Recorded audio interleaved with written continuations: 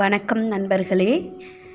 இப்பதிவில் நாம் விண்வெளியில் ஒரு நாள் தங்கியிருந்தால் என்ன ஆகும் என்பதை பற்றி தான் தெரிந்து கொள்ளப் போகிறோம். ஒரு கற்பனை செஞ்சு பாருங்க. நாளைக்கு காலையில் நீங்கள் எல்லாரும் தூங்கி எழுந்ததும் பூமியில் இல்லாமல் விண்வெளியில் ஒரு ஸ்பெஷல் ஸ்டேஷனில் இருந்தால் எப்படி இருக்கும்? அங்கே எப்படி சாப்பிடுவோம், எப்படி தூங்குவோம், விண்வெளியில் ஒரு நாள் எப்படி இருக்கும் என்று தெரிந்துக்கணுமா? வாங்க விண்வெளிக்கு போகலாம்.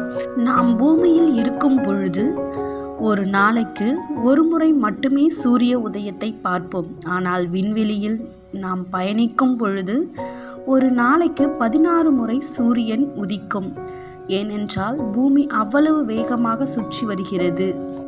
அங்கே நாம் நம் வீட்டில் தூங்குவது போல் பெட்டில் படுத்து எல்லாம் தூங்க முடியாது. ஏனென்றால் புவியீர்ப்பு விசை இல்லாததால் நாம் காற்றில் மிதந்து கொண்டே இருப்போம். ஸ்லீப்பிங் பேக் உள்ளே போய் நாம் செவுத்தை கட்டி கொண்டுதான் தூங்க முடியும். தூங்கி எழுந்ததும் குளிக்கலாம் என்று நினைத்தால் அங்கேதான் ஒரு பெரிய பிரச்சனை இருக்கிறது. தண்ணீர் குழாயிலெல்லாம் வராது. அது சிறு சிறு பந்துகளாக காற்றில் மிதக்கும். அதை துணியால் பிடித்துதான் உடம்பை நாம் துடைத்து கொள்ள வேண்டும்.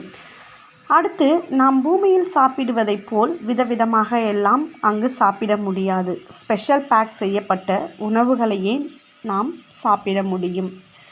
விண்வெளியில் மிதந்து கொண்டே இருப்பதால் நம் எலும்புகள் பலவீனம் அடைந்துவிடும். இதை தடுக்க ஒரு நாளைக்கு குறைந்தது 2 மணி நேரம் உடற்பயிற்சி செய்ய வேண்டும்.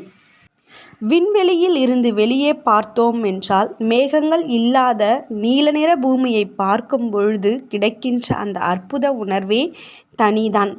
விண்வெளியில் ஒரு நாள் முடிந்து தூங்கப் போகும்போது நம் முதுகுத்தண்டு விரிவடைந்து 2 இன்ச் அதிகமாகும். விண்வெளியை பற்றிய இந்த பயணம் உங்களை மகிழ்வித்திருக்கும் என்று நம்புகிறேன். இது போன்ற தகவல்களை தொடர்ந்து தெரிந்து கொள்ள கல்பனா ஃபேக்ட் சேனலை சப்ஸ்கிரைப் பண்ணுங்க. அடுத்த பதிவில் உங்களை சந்திக்கும் வரை உங்கள் கல்பனா. நன்றி.